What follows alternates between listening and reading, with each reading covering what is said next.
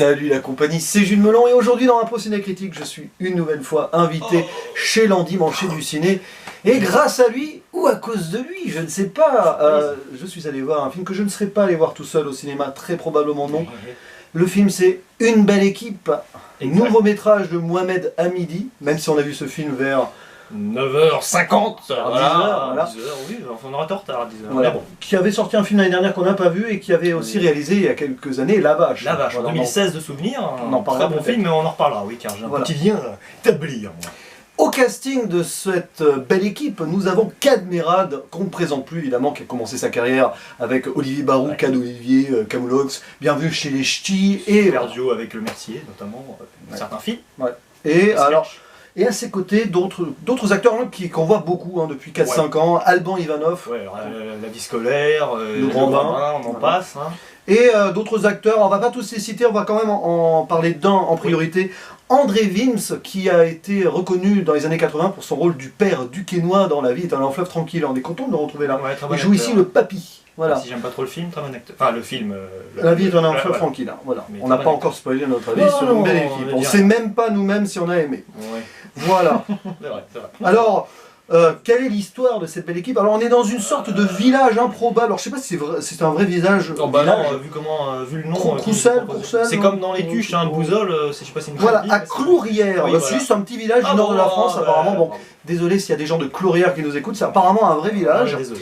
Donc, il y a une équipe de football qui fête ses 90 ans. Bon, au début, le président, d'ailleurs, qui est content de tout ça. Se glorifie. C'est ça. Et puis, bon, il leur reste 3 matchs à jouer dans une division inférieure. Ils n'ont plus besoin que d'un point pour se maintenir. Ça semble être une formalité. Sauf que, le temps d'un match, il y a un but refusé pour hors-jeu. Et l'équipe va se battre avec l'arbitre, c'est n'importe quoi et tout. Et ils se font tous suspendre. Sauf l'entraîneur. Sauf l'entraîneur. Mais du coup, catastrophe, il reste 3 matchs à jouer.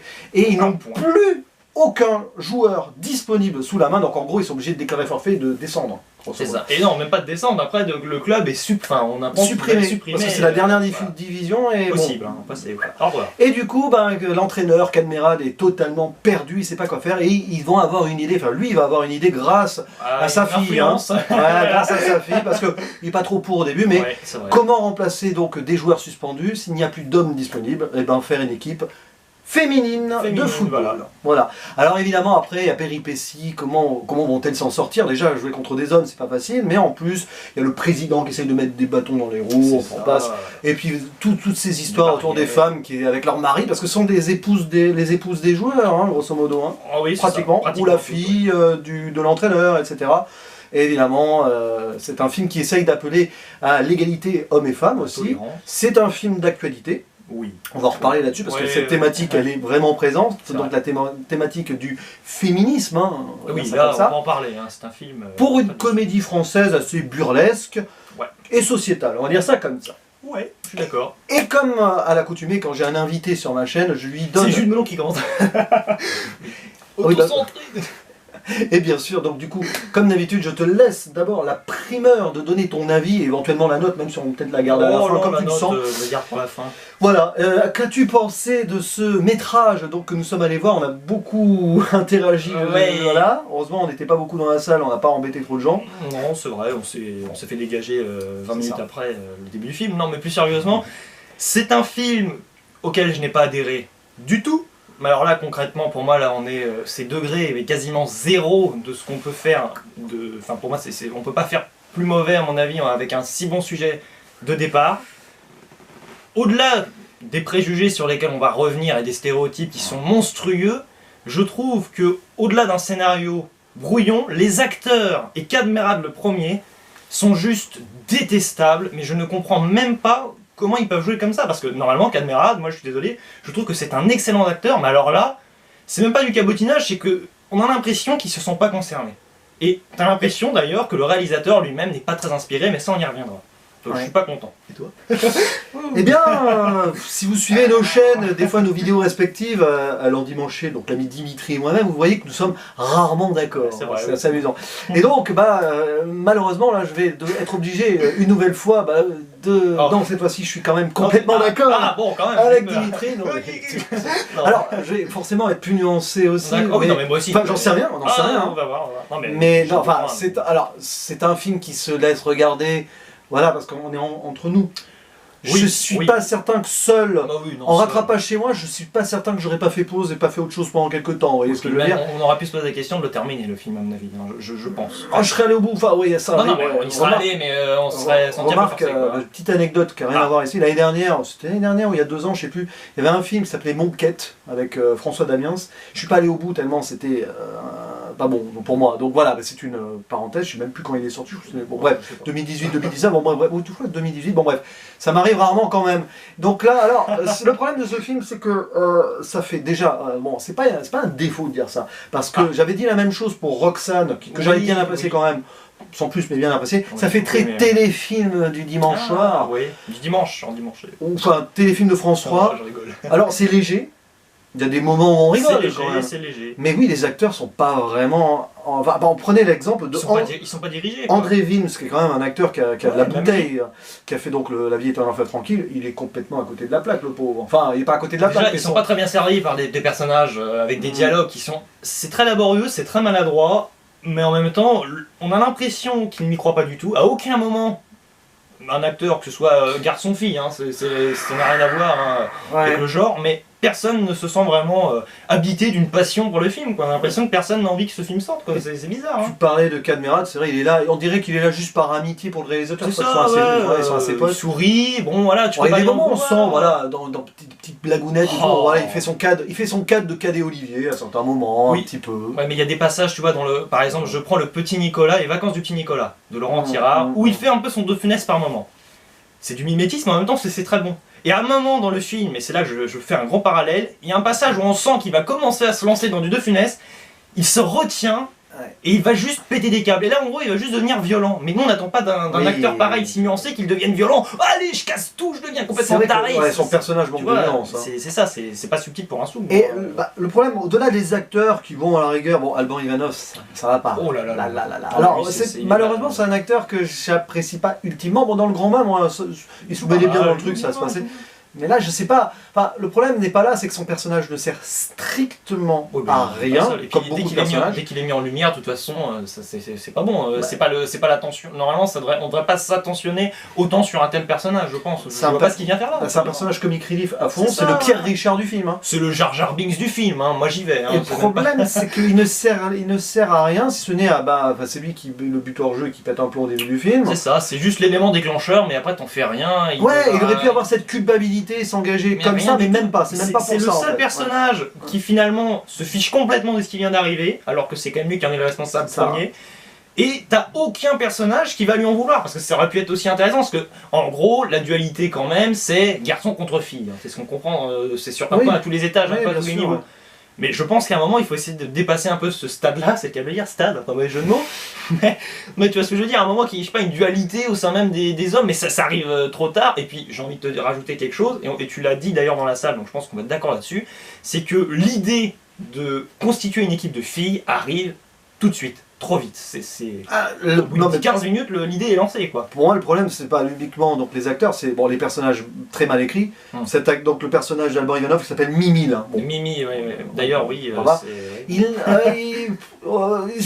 est vide ce personnage. Il est juste là pour faire des préjugés à un moment parce qu'il y a Cindy, une des joueuses qui débarque. C'est ça, la Madison t'as trouvé dans la Madison de Zombieland 2, voilà. Mais moi j'aimais Zombieland 2, mais là je suis d'accord que ça colle. L'autre problème au-delà des personnages écrits avec le pied. Voilà, avec les pieds même c'est que le scénario, bon c'est fluide, on voit ce qui se passe, c'est classique et académique d'ailleurs, mais c'est très mal amené. Le coup de la formation de l'équipe féminine, ils auraient pu trouver, tiens on n'a plus d'hommes, et si on faisait une équipe de femmes? Il n'y a aucune réflexion, c'est-à-dire que comme tout le monde se fiche totalement de ce qui va arriver parce que le scénario n'a aucune idée, il va prendre le concept tout de suite. Et au final, tout le monde va l'accepter. Et c'est quand on le lance que maintenant, ah bah non, maintenant il n'y a plus personne qui est d'accord. Mais c'est encore pire que sorti de nulle part. C'est que pendant les 10 minutes avant, t'as le personnage de Cadmerade qu'on sent un petit peu très hésitant, rétrograde, voire un poil de petit sexisme potentiel derrière. Il a beaucoup de défauts dans celui-là. Voilà, on sent quand même qu'il va affronter cette idée et tout. Puis voilà, 10 minutes, même pas 2 minutes après dans le bar, voilà, il regarde sa fille dans les yeux en gros. Il a compris, bon, puis comme les acteurs jouent pas bien, tu comprends pas du tout ce qu'il voit dans son regard. Et il change d'avis comme ça, enfin deux secondes. Puis il n'y a pas beaucoup de réciprocité d'ailleurs entre les personnages, hein. Enfin les acteurs, et puis, alors, ça matche pas quoi. C'est terrible parce que ça matche pas en effet. Le problème c'est que c'est le père. Pourtant au début on essaie de créer un dilemme quand on sait que son équipe va finir, on le voit la nuit, déambule, il va pas bien et tout, puis dès le lendemain, allez on crée une équipe de filles. Il faut quand même faut se poser la question, il faut l'amener ce genre de truc, parce que c'est pas anodin, une équipe de filles contre des garçons déjà, il y a peu de chances que ça marche. Mais sur le papier c'est une excellente idée, c'est ça. C'est une excellente idée, mais pour le développement du scénario, il aurait peut-être essayé de chercher d'autres choses avant, tu vois. C'est un peu le dernier recours ici. Et surtout, je pense qu'on n'arrive pas, c'est ce que tu dis, mais à vraiment, on n'arrive pas vraiment à contextualiser et on n'arrive pas à créer des enjeux. Non. Parce que un enjeu peut être super basique, on va dire, et hyper simple, mais on peut être pris. Mais là, le fait que tout soit convenu, parce que c'est ça le principe du film, c'est que les acteurs sont censés être, par définition, on va dire, les moteurs du scénario, mais c'est le scénario qui les traîne en fait. Tu vois ce que je veux dire? C'est un film qui Ils sont tractés quoi. Et puis de toute façon, c'est un film qui n'a pas de but. Non, pas de but. Mais si, le but, on l'a dès le début, et puis après, il n'y a pas vraiment de surprise. Et le souci, c'est que il y a des personnages qui forcent. On va pas faire de spoiler. Ils forcent tous un peu, parce qu'il y a même un personnage, il y a une ophtalmo à un moment. On s'attend. Alors, elle nous est présentée au début. Non, faut pas trop en dire parce que ça va spoiler. Je n'en dis pas trop, mais on s'attend à ce qu'elle soit un élément important, déclencheur d'une potentielle et hypothétique réussite, on va dire ça comme ça. Et ce personnage nous est amené juste pour, allez, c'est vrai, peut-être le meilleur passage avec Cadmerade qui... C'est pour les meilleures blagues du film. Voilà, pour les meilleures blagues du film. Mais en soi, ce personnage peine à exister. C'est assez terrible, mais bon, voilà, après, je pense que il y a beaucoup d'acteurs, actrices qui sont complètement... Je pense qu'ils sont pas très doués à la base, quand même. Par contre, on se demande... Je sais pas si... Alors, par exemple, les actrices qui jouent les joueuses, par exemple, il y en a une qui s'appelle Catherine, je comprends pas. Pourtant, elle a joué dans beaucoup de films. Elle a joué dans beaucoup de films, mais excuse-moi, là, le visage est complètement lisse. Il y a même pas... je sais pas, ça arrive même pas à être un peu jouissif, tu vois, ce côté, je sais pas moi, il y a un peu ce côté féministe à un moment qui me montrait de manière très violente. Et pourtant c'est le personnage qui va mettre le féminisme le plus en avant, parce que c'est la femme qui est un petit peu, on va dire, sabrée par son mari. D'ailleurs, le mari, parlons-en, parce que c'est vraiment le personnage forcé du film, c'est le méchant de fonction. Mais il est là pendant tout le film, ça. Ah, je suis le méchant, attention, je vais vous mettre des bâtons dans les roues jusqu'au bout. Et c'est pire que ça, il va dire, je suis le méchant, mais bon, je serai gentil tout à l'heure. Ah, de toute façon, voilà, bon, niveau écriture, de toute façon, je spoil un peu, mais en même temps, il n'y a pas grand chose à spoiler. La bande-annonce d'ailleurs n'aide pas parce qu'elle montre à peu près tout ce qui va arriver de toute façon. Comme d'hab. Et c'est ça, comme d'hab. Et alors, par contre, bon, c'est une surinterprétation, mais j'en parle quand même. Il y a des moments très bizarre, très perché, où tu as l'impression justement que le fameux méchant, c'est Tintin. Ils ont pris exactement le même habit. Il a son petit t-shirt bleu, il a son petit col blanc, il est roux quoi en gros. Et je sais pas, t'as l'impression qu'on a pris Tintin, on a fait exactement le processus inverse du personnage et qu'on essaie de construire quelque chose avec. Et t'as le personnage de Ken qui fait le Capitaine Haddock, et derrière t'as Mimile qui fait Milou. Oui, c'est ça, mais c'est... Non mais t'as l'impression... Et puis alors t'as des passages un peu Astérix Obélix, c'est-à-dire, allez, on va se taper dessus, mais on ne sait pas pourquoi. Mais le problème, c'est que là où dans des... Non mais c'est ça, dans des cartoons, dans des films d'animation, ça peut fonctionner, et d'ailleurs je pense que là on cite quand même des références entre Tintin et Astérix Obélix, mais c'est le principe des personnages est un peu parodique par eux-mêmes, alors que là ils le sont pas par nature, ils le sont par défaut. Ils le sont parce que le scénario l'exige au final, tu vois ce que je veux dire. Et du coup ça dessert la profondeur du message pour moi. Parce qu'il y a un beau message, oui, des femmes qui peuvent s'unir pour battre des hommes, bon, quelque part. Et en plus ça peut des hommes qui sont assez... Et on voit les maris qui réagissent mal, ils sont jaloux les maris, voilà, puis ils doivent s'occuper des enfants, là ils découvrent que leur femme, elle souffre au foyer en prenant leur place pendant qu'elle s'entraîne. Oui mais tu vois même là... Mais c'est ça, c'est pas creusé ça. C'est des pères au foyer, mais tu vas juste nous montrer en gros, ah je prends mon enfant, il revient de l'école, je ne sais d'où, je me montre à la fin, je suis complètement claqué, mais t'as pas vraiment de scène pendant l'entraînement, tu vois, qui sont parallèles à tout ce qui se passe du côté des filles, qui vont te dire qu'ils galèrent, parce que là au final, on n'a pas l'impression qu'ils galèrent, on a l'impression que c'est juste de la mauvaise volonté. Du coup, moi ce qui m'intéresse dans un film, c'est quand les deux parties On peut les comprendre à peu près. Mais là, on peut pas comprendre les maris, vu qu'ils sont juste insupportables et qu'ils ne captent rien. Ils ne font même pas l'effort de réfléchir, tu vois ce que je veux dire? Et du coup, je pense que, malheureusement, c'est bête, mais par voie de conséquence, le féminisme s'écroule un peu parce qu'on a l'impression qu'en face, il y a rien, quoi. C'est surtout qu'il y a certains personnages donc, de l'équipe, donc les femmes de l'équipe, ça rentre aussi dans le préjugé ultime. Oui, voilà. Bon, vous avez la personnage flic forte et tout, qui a du caractère. Voilà. Vous avez la Sydney, qui est donc la Madison et tout, mais qui, alors, elle balance des gros mots dans tous les sens. Dès qu'elle voit un homme, elle gueule, elle crie, et elle insulte. Et on se demande pourquoi, des fois, d'ailleurs. Pour ceux qui n'ont pas aimé Captain Marvel parce qu'il la trouve arrogante, là, ça va y aller, là. C'est même pas de l'arrogance.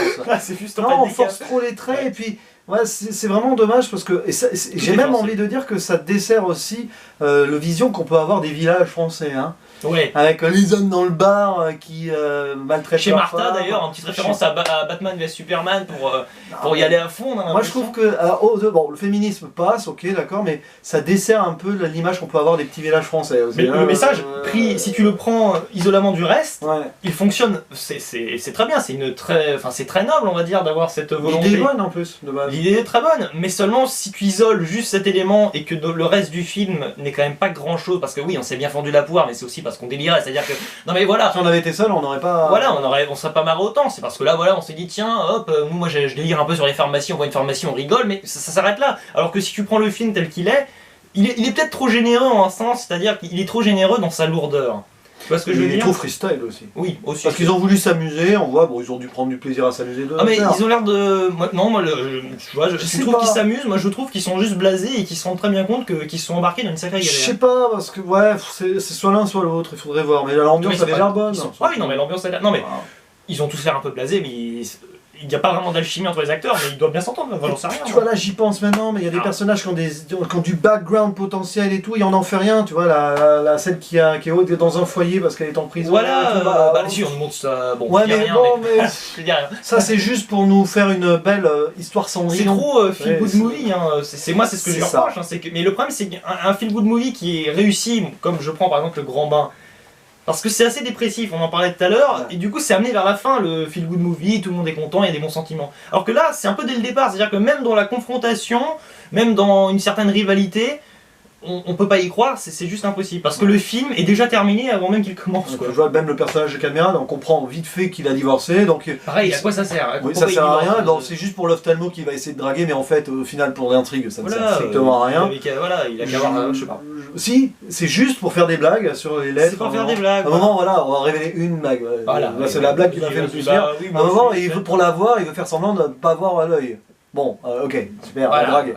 Et à un moment, il y a un gros E et tout, et il fait. C'est quoi un U, un I, un N, enfin, et puis à un moment il y a des chiffres, il dit ah c'est des chiffres. Voilà, bon évidemment on rigole, c'est un peu l'humour un peu absurde de Cadet Olivier ça. Ouais, voilà, mais c'est beaucoup plus fin que la plupart des gags du film. Mais oui, mais surtout que ça sert à rien du coup, ça a été mis là parce que peut-être que c'est Cad lui-même qui a amené l'idée. Puis alors, la drague, rapprochez-vous que je vous vois bien. Oui, c'est ça, c'est bon. Ah, j'ai pas eu envie de vous embrasser à ce moment-là. Mais de toute façon, c'est un peu ça, il y a quand même beaucoup d'obsédés sexuels avec du côté des hommes. Alors là aussi, sérieusement, vous allez voir une seconde. Il est lourdeau, pas possible quoi. Seconde lecture de. Enfin, il y a des références sexuelles dans tous les sens. Oui, c'est ça.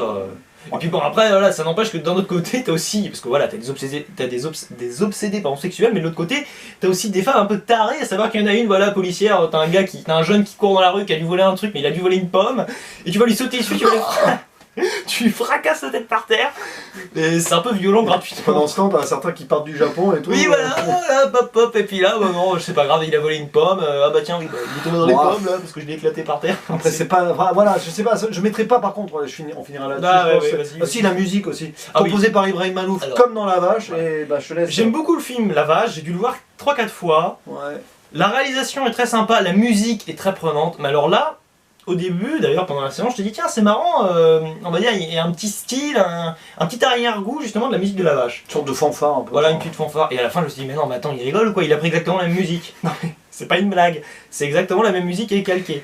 Donc pour moi c'est un film qui est là juste par concept, c'est-à-dire qu'il a une bonne idée, bon message après tout, mais mal exploité, on peut pas moi je ne peux pas l'apprécier, c'est ça, c'est un film fainéant, c'est château branlant possible, hein, ça explose dans tous les sens, ça tient même pas debout, il n'y a même pas de château, hein, là t'as des ruines et puis t'as des cailloux autour et de la caillasse, c'est tout. Troisième fois que tu sors château branlant. Oui cette année, oui, ça va être une belle année je le sens. Et du coup, bon, je vais quand même pas le classer dans les comédies françaises entre guillemets. je mets des guillemets, hein, comme notre ami le capitaine critique, dangereuse. Voilà, par exemple, des à bras ouverts, embrasse-moi mon pote, enfin dangereuse, c'est un grand mot, mais qui porte des messages, on va dire, potentiellement négatifs. Là, c'est du feel good, c'est bien, voilà. Des femmes qui sont unies et qui se rebellent contre leur mari, contre les hommes. Ça peut passer, à part le personnage de Cindy quand même. Des enfants qui voient ça, je pense qu'ils vont être davantage perturbés par ce film que par À bras ouverts. À bras ouverts, je préfère largement À bras ouverts, parce que moi je défends malgré tout un peu ce film, même si je le trouve pas extraordinaire. Mais À bras ouverts, si tu veux, non mais on sent que les personnages qui sont négatifs, non mais, parce qu'il y a des personnages négatifs, voilà, t'as la famille des Français, bon alors oui, il y a peut-être un traitement assez bizarre des Roms, si tu veux, mais malgré tout, on sent que la vraie menace, c'est celle qu'il faut affronter, c'est le racisme, si tu veux. Ouais, alors que là, pour moi, le vrai ennemi, enfin le vrai ennemi, pas vraiment de vrai ennemi, je veux dire, mais pour trouver une éventuelle situation à ce grand conflit intérieur dans ce village, t'as pas les clés, quoi. T'as clairement pas les clés de lecture. Là, t'as l'impression que c'est davantage on te demande de refermer la porte que de l'ouvrir, quoi. C'est un peu ça. Tu vois ce que je veux dire? C'est pour ça que moi ça me déprime. Franchement, on s'est bien marré, mais là, je l'aurais vu seul, j'aurais été, et je le suis déjà un peu, je suis un peu déprimé. Même tu m'as entendu des fois par moments. Je disais oh non c'est pas vrai parce qu'à un moment t'es obligé d'extérioriser quoi, c'est clairement pas bon, pour moi c'est pas bon du tout. Plus j'y pense, hein, le but c'était voilà, les problèmes de club de village à sauver, 90 ans il faut qu'il continue à survivre. Ouais, le président qui fait ce discours là qui après fait tout pour que son club s'effondre. C'est ça. Il n'y a pas de logique. Hein. Et on a aussi une super gardienne de but aussi qui ne bouge pas, c'est-à-dire qu'il y a un match, je ne bouge pas, il y a le ballon alors, qui passe. Ça fait partie de ces problèmes de faux raccords, il y a beaucoup de faux raccords. Non mais où il y a film choral, oh il y a du gros faux raccords aussi, mais il y a des problèmes de film choral avec plusieurs personnages, on va se focuser sur 5-6 d'entre elles du coup ici, et les autres on n'en parle pas. Et parmi ces actrices, enfin personnages qu'on ne voit pas, donc il y a la gardienne de but qui n'en touche pas une pendant le match. Et le figurant aussi qui est au bar, t'as un figurant, c'est très simple, hein. pendant 1 minute, t'as 2 personnages qui parlent, t'en as un seul qui est derrière, tu te demandes ce qu'il fiche là, t'as le gars avec son café ou je ne sais quoi, une bière, ouais voilà. Et puis il est là, il sait pas quoi faire. Je me gratte la barbe hein, parce que je sais que ça va faire, mais c'est ça quoi. Et puis il y a la remplaçante aussi qui est là. La remplaçante, donc on n'a jamais amené, c'est un personnage qui est là. Alors que pendant tout le film, il n'arrête pas de se dire oh, il faudrait quand même qu'on soit 11, hein, tu vois. Ben, t'en avais 12 depuis le début, donc peut-être que la dernière n'était pas spécialement engageable. Ah oui, mais là il y a un truc, bon on va finir là-dessus, sinon on va faire 3 heures. À un moment, on galère, elles sont 9 à s'entraîner. Puis le match après, elles sont 12, donc hein, c'est ça, mais bon, c'est pas grave, ça peut être que on n'a pas le temps. En même temps, c'est très compliqué de gérer le film. Il y a une anomalie médicale aussi, mais on ne citera pas laquelle. Ah oui, hein oui. Bon, voilà. Mais si vous voyez le film, vous comprendrez. Ouais. Bref, c'est un film qui nous saute un peu aux yeux de défaut. Tu vas mettre ta note, hein, Dimitri. Est-ce qu'on peut descendre en dessous de 0? Non, sur 10 tu veux ma note? Tu veux un stylo? Ah bah même le stylo marche pas, vous voyez, c'est clair. Oui. Bah écoutez, ma note sera, oui, parce que je suis censé être déjà mis dans cette tenue, mais donc je vais être très exigeant. Non mais plus sérieusement, sur Sens Critique, ma note sera catégorique. Alors oui, elle est très dure. Catégorique? Mais en même temps, j'ai pas été vraiment nuancé dans ce propos et j'ai pas trouvé vraiment de qualité, donc ça sera un 1 sur 10. Je suis désolé. Je suis désolé, mais je peux pas, c'est pas bon. Catégorique. Et sur Sens Critique, je mettrai un génial. Non, là, sur Captain Watch, je mettrai un génial. Non, je mettrai évidemment un nul. Oh, je sais pas. Ce genre de film. Ni à faire, voilà. Ce genre de film, je sais même pas comment le noter. Oh, bah, enfin... Eh oh, ma ville Lego, pas de. Quel Lego. Bon, donc, je sais pas, j'hésite entre 3 et 4. Oh, t'es gentil. Mais non, mais parce que ce film n'est pas méchant, moi je réserve les 1 ou 2 à des films carrément qui m'ont exaspéré dans leur message. Là, j'ai rien à dire de méchant sur ce film. Je vais mettre, pour l'instant je mets 4, mais je vais quand même mettre nul sur Captain Watch. C'est là où Captain Watch est bien, simplement. Quand c'est nul, c'est nul. Hein. Mais je suis désolé parce que. Je suis déçu, franchement. C'est pour ça que je vais pas voir ce genre de film seul au cinéma. Là, ça va. Oui, non, mais là, et puis on s'est bien marré, on n'a pas passé un moment désagréable. Hein. Mais ça renforce l'idée que des comédies comme ça, quand tu les vois venir, comme ça, des comédies françaises ou autres, parce qu'il y a des comédies internationales aussi, que je zappe au cinéma parce que je sais d'avance que c'est ce qui va me faire comme ressenti. Mais c'est bien d'en parler aussi. C'est bien d'en parler. Je suis quand même content, entre guillemets, de faire une vidéo plus négative que d'habitude sur ma chaîne et pas seule. Là, on n'a pas le choix. On s'excuse auprès, évidemment, de l'équipe technique du film. Voilà. Et ceux qui ont aimé. Et petite dédicace au passage à Nico Ciné qui a bien apprécié le film, je crois. Bravo à lui, et tant mieux à lui, j'ai envie de dire. Taper sur les doigts. Et pour finir, mon cher. Moi, je voudrais parler quand même aussi de quelque chose de très important. Je reviens sur La Vache, mais c'est une grosse déception en plus ce film, parce que honnêtement, bon, j'ai pas trop suivi les films entre temps du réalisateur, mais ce film La Vache, sans être excellent, sans être parfait, il n'est pas transcendant, mais il se tient du début à la fin. Il a un concept qui est casse-figure au possible, bien plus qu'ici, et il en fait davantage, il arrive vraiment à jouer avec. Là, c'est simple, on a l'impression que c'est pas instrumentalisé, hein. Voilà, j'utilise un peu une figure peut-être musicale, mais c'est ça, c'est le chef d'orchestre, mais il n'y a pas d'orchestre, il n'y a même pas de bâton pour guider qui que ce soit, donc c'est perdu. En fait, ils avaient le scénario cahier des charges qui allait marcher. C'est ça. Pour les producteurs. Ça va la phrase, quoi. Film féministe, producteur, ok c'est bon, allez-y. Et ils se sont retrouvés là et ils disent bon on fait quoi avec ça? Bah on va faire ce qu'on peut. Et malheureusement ça n'a pas marché. Il n'en faut rien. Hein. Et alors mon cher Jérémy, le mot de la fin?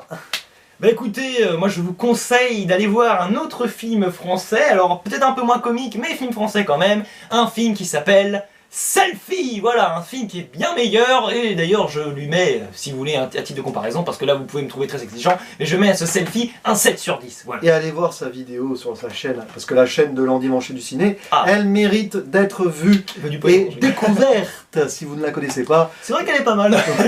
Parce qu'en plus elle parle de films dont peu de gens parlent, voilà. J'avoue. Eh ben merci mon cher Javi. Eh oui donc Fred, eh bien je pense que tu vas pouvoir couper ta caméra avant que tout le monde en ait marre et s'endorme, n'est-ce pas? Oui c'est un peu Nelson Montfort au final, mais ce n'est pas grave. Alors, mais il nous reste à dire... Ah oui, je te laisse le mot de la fin bien évidemment. Alors, chers amis, il ne reste plus qu'à dire à la prochaine. Ciao. Oh là là, c'est la gazelle d'horoscope.